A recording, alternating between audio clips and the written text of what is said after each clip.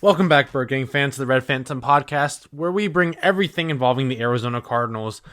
I know I've been on a slight break with just life in general going on. I haven't had much time to, be able to sit down and make my podcast like usual. But nonetheless, we're back here in studio talking about, the last couple of games, starting back, after the bye week between the Seattle Seahawks, Minnesota Vikings, back to Seattle, and then, of course, last week against New England Patriots. A lot has happened. We are not the NFC West Division champion favorites anymore.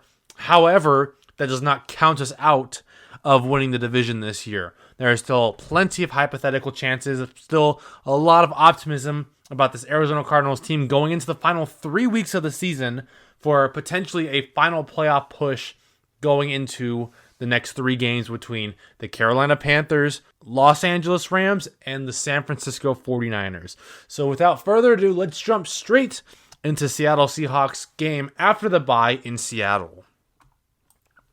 Now I'm going to try to keep this little short, sweet, and to the point, just because there's a lot to cover from the last couple of weeks. But going back after the bye week to play Seattle at Lumen Field, obviously very tough matchup there. Fan base is always going crazy for Seattle fans at Lumen Field. 12-man goes strong as usual. We were favored to win that game. Actually, we weren't favored to win that game. We came out of the gates very, very low scoring game. In fact, the final score was 13-3. Seattle Seahawks, which took the lead from the Cardinals to Seattle for division favorites. But there was a lot of interesting things about the game. Obviously, one, Darius Robinson was not back, but he did practice that week, which was a huge jump for our defensive line. A lot of players looked a little rusty coming out of that bye week. Trey McBride obviously had his career highs that game with receptions and yards, so that's always a plus to see from a franchise tight end and, top 5 tight end of the NFL, especially with the rankings and, stats that he's had over the last couple of games. But he's been one of the best tight ends, especially at such a young age. He is going to be a franchise tight end of the future if the Cardinals can pay him, which, with all the cap that we have, they should be able to lock in a couple of extensions here and there with a couple of key players, one of which being Budda Baker, who is now in contract extensions. But going back to the Seattle Seahawks game after the bye, like I said, a lot of players looked rusty. Things just weren't clicking very well. Defense looked really, really strong, holding the defense to only 10 points. And yeah, very, very, winnable game. Just unfortunate, pick 6 from Kyler Murray on 4th and 1 that ended up, turning the tide for the rest of the game. And, it's just unfortunate, but the game was really good. Low scoring game, like I mentioned, very defensive game. Both sides of the ball. We were able to stop Geno, sacked him 5 times. Kyler Murray got sacked 5 times. Offensive line didn't look great that first week back from the bye week, but nonetheless, everything, going forward, Cardinals were bound to lose one anyways. Going forward into the next week with the Minnesota Vikings at Minnesota. This is always a tough matchup. In fact, the Arizona Cardinals have not won a game in Minnesota since, I believe, 1973. And, obviously a long, long time for, that streak to be going on. But they go back to Minnesota to play them. NFC North, strong group of teams with the Lions, the Packers, the Bears, the Vikings. But go out there. Kind of a low-scoring game the first half. Not much is going on. Second half, we started to pick up production. We eventually score going into the fourth quarter. Marvin Harrison Jr. gets his touchdown. Extends his little touchdown streak of games. And, he's still up there for wide receivers with, 7 touchdowns. So it's great to see our rookie receiver, make some impacts here and there. Trey McBride's obviously been an X factor so far for the team. Every week he's played. James Conner is playing great. I think the big thing about the Minnesota Viking game was red zone offense was not a key part in our favor. We went to the red zone a lot, didn't get a lot of touchdowns. In fact, we had a lot of field goals from that game. If you had Chad Ryland on your fantasy team that week, he probably got you at least 12 points. But yeah, a lot of red zone drives, a lot of failures to convert into the red zone, goal to go, whatever the case may be. But we did come back, kept it a 13-point game, 14-point game. We ended up losing that game. Sam Darnold and the Vikings ended up coming back. Kyler Murray, again, had another costly interception that threw us back into the loop of, a lot of conversations that a lot of Cardinal fans didn't want to hear. And we jump into, the Seattle Seahawks game. A lot of people are upset about the Vikings game losing to them, especially after how well our defense was holding them for practically the entire game up until that last Vikings drive. I mean, to hold the team to whatever the case was before that final drive, it really did show, the Cardinals have a bend, don't break defense. It's just unfortunate that in that time, in that place, things just didn't work in our favor. And eventually, our defense gets tired for being on the field too long. Offense has the upper hand at some point in the game, and the Vikings took full control of it. I mean, not really much you can do there. Fall 0-2 since the bye week. And, another big thing was Jonah Williams, our left tackle, or our right tackle, should I say, who we signed in free agency this year, came back within those first two games. Stuff to look forward to. And, of course, Darius Robinson came back for the Minnesota Vikings game. So, our young defensive end coming back into that game, making a pretty big impact, I should say, for the couple of plays that he did have, the couple of snaps that, he was able to force his presence onto the Vikings defensive line or Vikings offensive line, make a defensive hold, make a defensive stand, wherever the case may be. He was a presence to be felt throughout that game whenever he was on the field. Obviously, we fall 0-2, like I just mentioned. Go back home to the Glendale, Arizona to face Seattle again. And at this point, a lot of Cardinal fans are questioning Kyler Murray. They're questioning Drew Petzing again. They're questioning, does our team really have it together? They're questioning our defense. Can they play as well as they did last time? They're questioning, is Kyler Murray really the franchise guy that we're going to build around? Is Kyler Murray, the quarterback that's going to take us to the promised lands, wherever the case may be? But, he comes out this game, starts out the game great, throws a 40-yard touchdown to Michael Wilson on the first drive of the game, puts us up 7-0, and then, Kyler Murray throws two back-to-back picks in the game and essentially throws us back pretty far in the game. Kyler Murray, having his off games, not really connecting well with anyone. Trey McBride, like I said, still had a pretty decent game for the Seattle Seahawks. Still has yet to score a touchdown, by the way, or at least a receiving touchdown. Still has the rushing touchdown, still has the fumble recovery at week 2 against the Rams. But it's just unlucky for everything to be, falling the way they did. And, you go back and you look at some of the film with Kyler Murray. I mean, there's a lot of question with him. There's a lot of question, is he going to really be that quarterback of the future? Is he going to be the quarterback that, we can say, hey, we trust in you with the franchise? I think at this point in the season, a lot of Cardinal fans have turned their backs on him just because of the poor play he's had recently with, a lot of tough defenses, shall I say. I mean, Seattle with their young defense, with really solid corners on opposite sides of the field, great rising defensive line group. Vikings, top defense in the league.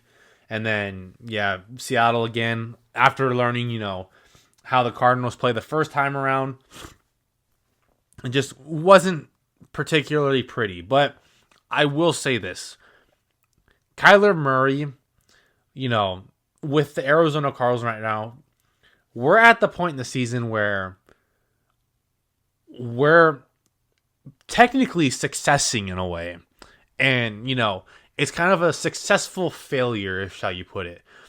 It's kind of a failure on the Cardinals' part because they came out so strong and, they boosted a lot of Cardinal players' hopes, or fans, I should say, into thinking that we were going to be, division title team or, have a chance at the playoffs. Like, we had all speculated like, there's a chance we might make the playoffs with our record, but don't be surprised if we don't.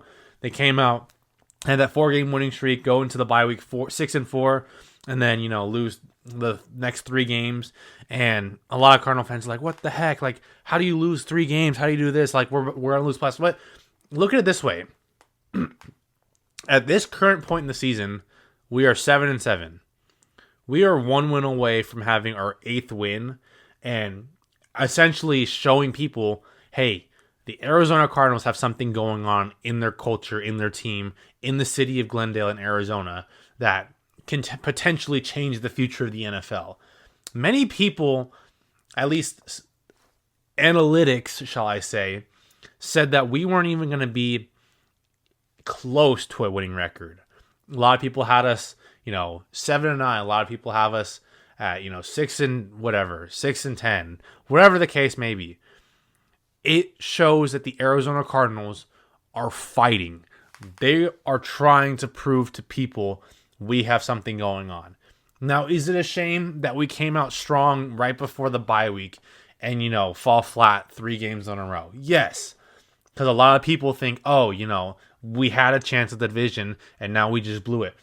Chances are, any other year other than this year, Cardinals would not have a chance. San Francisco ran the division for a long time. Los Angeles Rams, had they not had their injured players, would probably be up there by a long shot. Arizona Cardinals are still building. Now, I'm not going to, excuse Kyler Murray, with his questionable interceptions in some games. But for what it's worth, we definitely have the roster and the capability to improve going into next season. We have, I think top 3 cap space in the NFL next season going to free agency. So we can pick up a lot of key players going into free agency. We can pick up, a lot of defensive players, a lot of weapons with the receiving threat, a lot of more, interior offensive line. Plus we have, the draft in March. We are way ahead of schedule than a lot of people think. And, a lot of people kind of overshadow it because they look at the playoffs and they're like, oh, we're not there yet. No. Even if we made the playoffs, there's no shot we make the Super Bowl just because our team is not there. I personally think this has been a successful season. Like I said, a successful failure. We succeeded expectations, but we still failed to make the playoffs, which is still way better than, the last couple of seasons we've had as Arizona Cardinal fans. And I'm still going to say Kyler Murray is my quarterback. Granted, he had some, poor play calls, poor decision makings, whatever the case may be. But quarterbacks do that. I mean, look at Patrick Mahomes. He's had some questionable plays. He's had some questionable interceptions. He's had whatever the case may be. It's just going to happen. Kyler Murray still has a statistical career best season so far with this new head coach, this new offense, whatever the case may be. We've seen it grow and grow and grow, and we're continuing to see it, progress to new levels. Now we go into last week with the New England Patriots. Obviously, we're in a game where we essentially need to win out, and we need, other help to go with it. Go into New England at home against a pretty, underachieving Patriots team. Drake May, I would say one of the few bright spots on the team. Go out there, first half, 16-3. Jonah Williams with a fumble recovery in the end zone with a Greg Dortch fumble and go up like that in the first half. End of the game, it's 30-13 or 30-17. Whatever the case may be, we are still competing for a chance to fight for a division that should not even be close to what the Cardinals are doing right now. People need to look at this side of the aspect and go, look, we are in a spot that a lot of teams would like to be in. We're in a spot that, we're still building. We have a lot of things to look forward to. We have a lot of money for the capital space next year in free agency. Granted, people might look at the Vikings. They were supposed to be in a rebuilding year. They're 11-2 right now, or 12-2 right now. It's just the luck of the draw.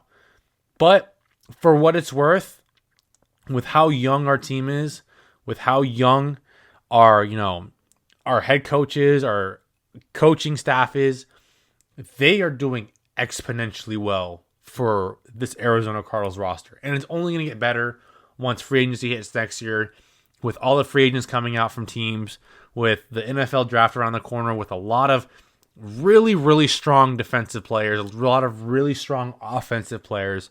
I mean, it's bound to happen that the Cardinals are going to get something going within the next couple of years. If we make the playoffs, cool. We won't make it far. If we don't make the playoffs, cool. We'll have a better draft pick. It's just whatever you want to look at it. But people are starting to notice the Arizona Cardinals as a team to not be reckoned with. And that's something that a lot of Cardinal fans should be looking forward to going into the future. Now, like I mentioned, Arizona Cardinals go out and beat the Patriots by 13. James Conner had 2 touchdowns. Trey McBride officially broke the NFL record for most catches in a season without scoring a touchdown. He also moved up to second in franchise with the most receiving yards for a tight end. And he also broke a franchise record in catches by tight end. And then you have James Conner, who moved up to third in franchise history for third most rushing touchdowns. And you look at the chemistry of this team. Granted, there's still players who have not been connecting very well.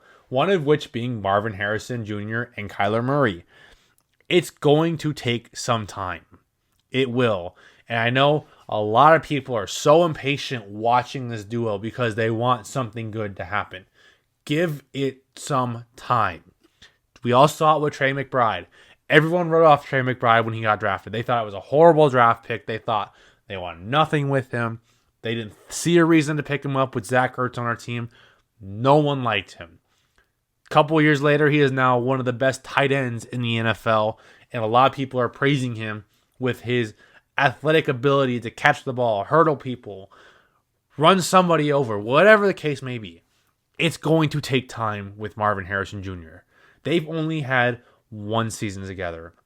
It's very, very rare will you have a wide receiver that you can rely on in their first year. It takes time. And you can force feed the ball like Malik Willis or Malik Neighbors on the New York Giants, but there's no need to. Marvin Harrison is your wide receiver 1, wide receiver 2 with, Trey McBride.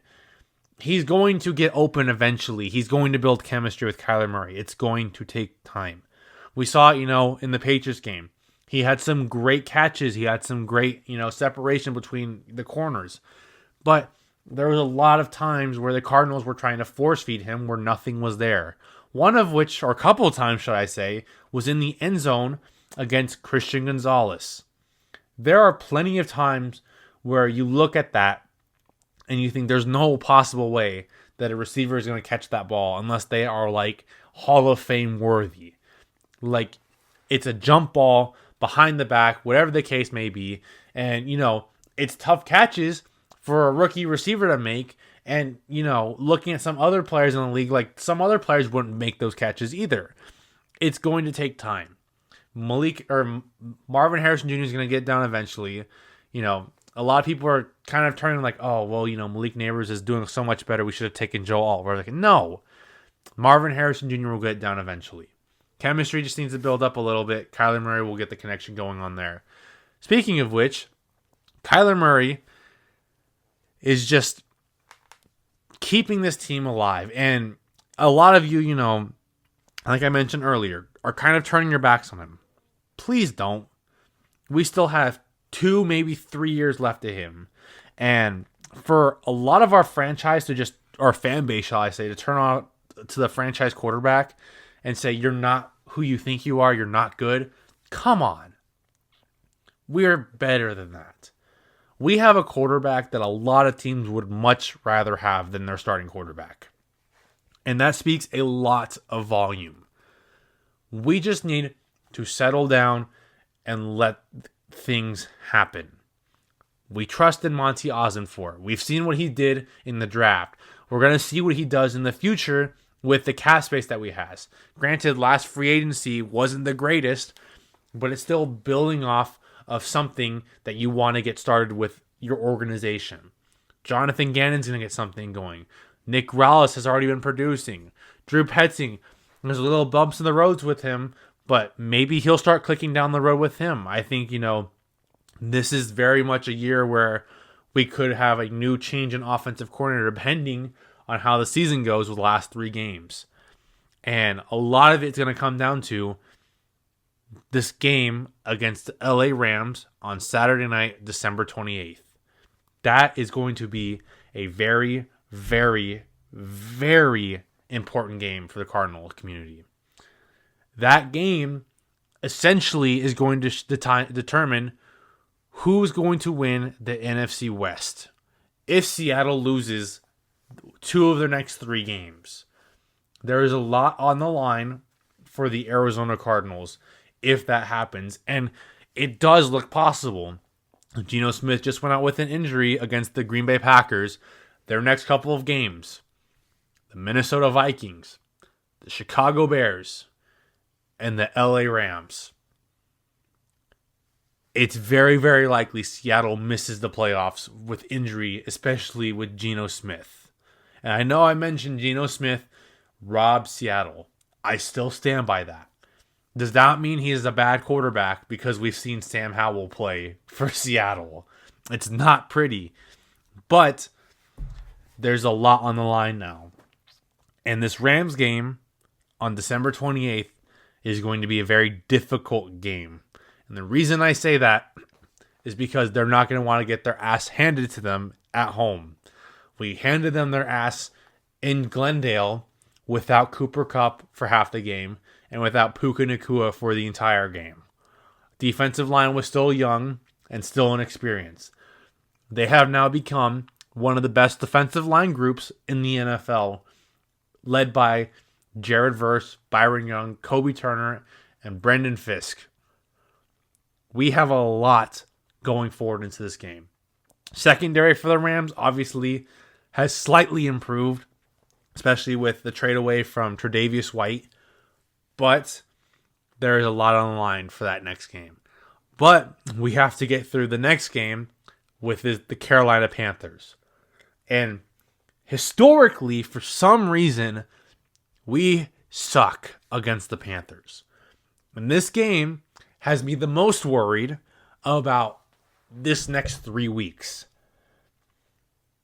Because we have seen the Carolina Panthers go toe-to-toe with the defending champs, the Kansas City Chiefs, and one of the top 2 teams in the NFC right now with the Philadelphia Eagles, where they should have won had their top 1 receiver caught the ball in the end zone. But it sets up a lot of things going forward into that game. Now with that, we'll continue with our breakdown of the Carolina Panthers game for next week. So looking forward into next week against the Carolina Panthers. Right now, the Arizona Cardinals are 4.5 point favorites with a minus 210 money line. For those of you who don't know, this is kind of, something I cover a little bit here and there. The Cardinals are favored to win by at least 5 points against the Carolina Panthers. And they're pretty, heavy favorites to win the game overall. But like I said, there's a lot of things that could potentially change the game. Chuba Hubbard, especially, is one of the biggest X factors for the Carolina Panthers so far this season. We've seen him break off for tons of yards. We've seen him, make big plays out of nothing. We've seen him become an absolute monster as of lately this season. So much so that it gave him a contract extension for the Carolina Panthers for the next 4 years. And I think it's a good deal, especially, after Jonathan Brooks tore his ACL again. And, unfortunate news there, but Chuba Hubbard is going to be, potentially the biggest threat this game against the Carolina Panthers. Another big receiving threat is Adam Thielen. We've seen some pretty big plays from him recently, especially after coming off the IR. And we've seen, what he can do against some pretty tough, secondaries, especially with the Kansas City Chiefs and the Philadelphia Eagles. He's made some pretty great plays, and for him to come out and play as well as he has at such an older age on the team, he definitely has that veteran experience. One thing is Xavier Legette is listed as doubtful to play this game against the Arizona Cardinals. So that'll take away their number 1 receiver and put a lot more pressure on Adam Thielen, especially with, not a lot of receiving threats for the Carolina Panthers. Defensively for the Cardinals, we saw the scary hit on Mac Wilson that kept him out the entire game with the concussion, where he, if you saw it, it was pretty bad. Got up, fell right to the ground again, and next play later, we lose Jesse Luketa with a hip injury. So those are two linebackers that potentially might not play for us this upcoming game against the Carolina Panthers. Max Melton also went out last week with an injury, and then Trey Benson went out towards the end of the game last week with an ankle injury. So all those players are currently questionable. If I had to expect, Mac Wilson probably won't play. Concussions, especially at that level that he had, it's probably going to be really, really hard for him to come back and play that game. Trey Benson, if he doesn't play, so be it. We still have DJ Dallas. We still have Michael Carter, who could get promoted to the active squad if Benson can't go. Max Melton, he's been hit or miss with injuries so far this season. I think he will be okay to play. If not, we'll be turning to, Sean Murphy Bunting, Starling Thomas, whatever the case may be. Corners are still going to be good for the most part against this Panthers team. Jesse Luketa and Mac Wilson, obviously those are two important linebackers, especially, with Luketa's ability to stop the run so far this season. And we've seen it time and time again. If we don't have him, it'll be a little more challenging rotating players in and out, especially, being down a linebacker like that. But I do think Luketa will be okay to play. If not, we'll turn to, Xavier Thomas, whatever the case may be. But things are looking decent so far for the Arizona Cardinals. Now, going into the game, obviously early morning game for us Arizona people, 11 a.m. to start the game next week. Kyler Murray so far leading his team to a potential playoff spot and hopefully wins out in the next couple of games with a stat line of 3,086 yards, 15 touchdowns, and 8 interceptions. James Conner with 217 carries, 973 yards, and 7 touchdowns, with McBride's 89 receptions for 938 yards. Those are our section leaders so far for the season. For the Panthers, their passer leader is Bryce Young, with 1,791 yards, 8 touchdowns, and 9 interceptions. Chuba Hubbard with 225 yards, 1,043 yards, and 8 touchdowns. And Xavier Legette, who I mentioned probably won't play this week, with 41 receptions, 439 yards, and 4 touchdowns. Now we look, at the full team for the Panthers. Obviously, there's more to be said. Like I mentioned, Hubbard has been the workhorse for the Carolina Panthers, similar to James Conner in a sense. Xavier Legette has made, huge strides as the number one receiver, but unfortunately will probably not be able to play this week. Adam Thielen will come in as the number one receiver. His stat line, 33 catches, 418 yards, 2 touchdowns. And then we have Coker with 21 catches, 373 yards, 2 touchdowns. Deontay Johnson, who left for the Baltimore Ravens, potentially probably get cut, is 4th on the receiving list. So that really tells you how much they favor those top 3 receivers. Another big target, I would say, for Bryce Young is Jatavion Sanders and Tommy Tremble, both of which are tight ends in those depth charts, 1 and 2. They've both made some pretty big catches for Bryce Young, helping me out here and there. Sanders currently has 29 catches for 302 yards and a touchdown. Tremble has 18 catches for 172 yards and a touchdown as well. So a lot of things, to bounce off of there. Defensively, there's not really much to be looked off of. Right now, the current sack leader for the Carolina Panthers is A'Shawn Robinson right now with 4.5 sacks for the Carolina Panthers.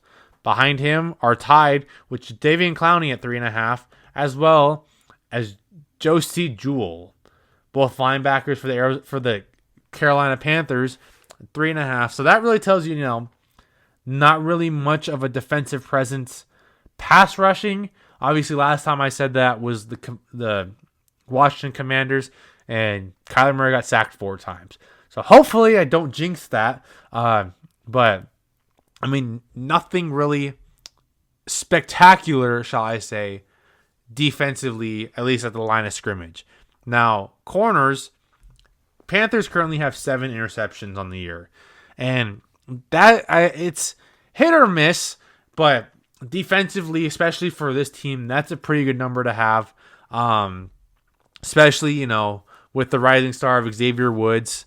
Currently leads the team right now with 96 tackles, 3 interceptions, and obviously just a force around the field, similar to Budda Baker in a sense. But yeah, I mean, realistically, looking at paper, the Cardinals should easily blow out the Carolina Panthers away. Is that going to happen? No. This game, for whatever reason, against the Carolina Panthers is always close. And I can't tell you why it is. It just always is.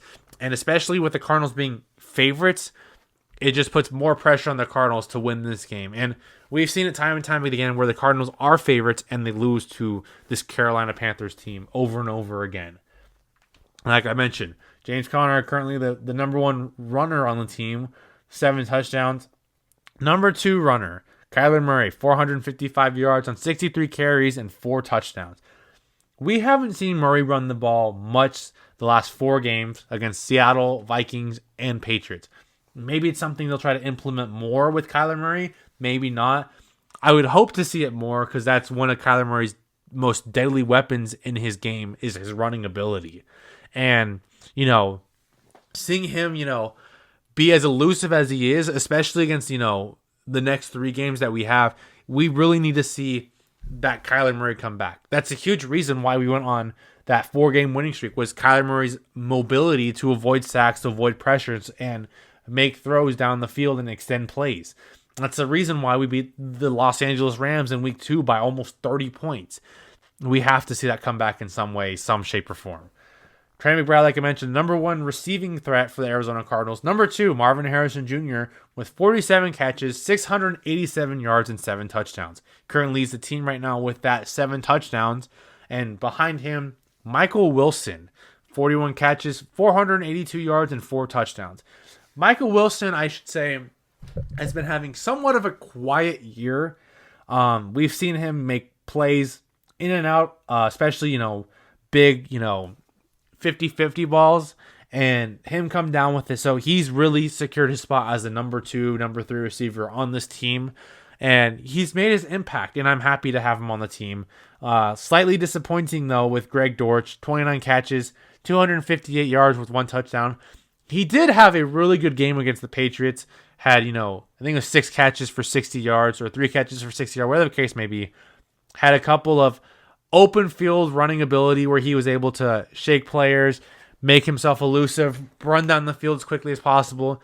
He did have that one fumble that was eventually recovered by Jonah Williams, so that's always good to see.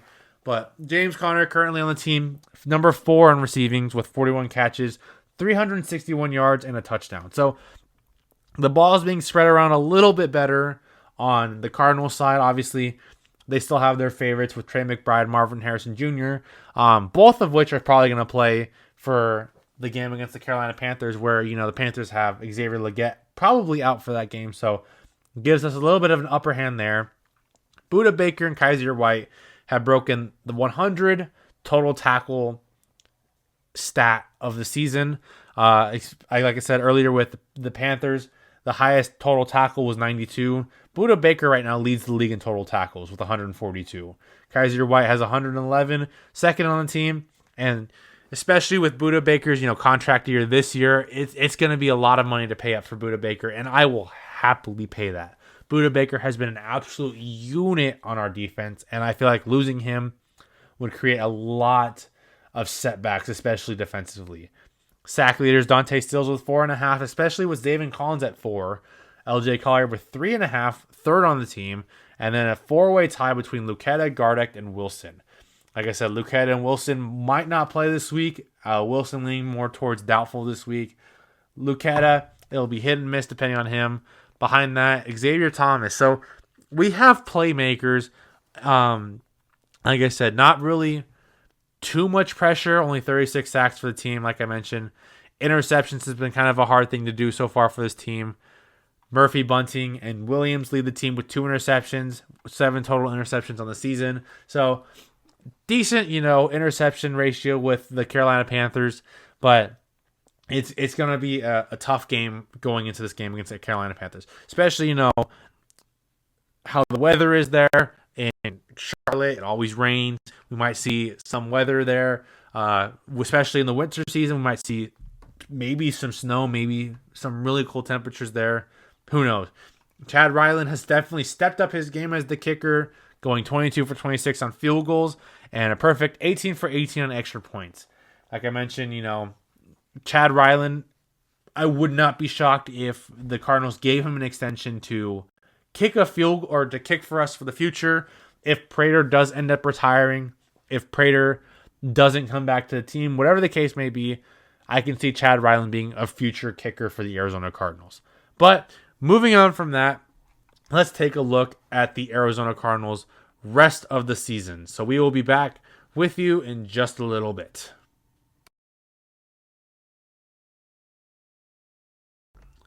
Now, like I mentioned, the last 3 games of the year, Carolina Panthers, Los Angeles Rams, San Francisco 49ers. Panthers gives me the most stress just because it's the Panthers.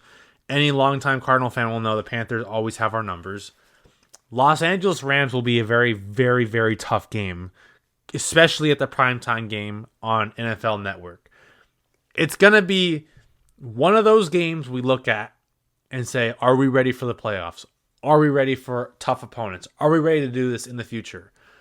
This is the game where a lot of players are going to be looking at the NFL, especially at the Arizona Cardinals.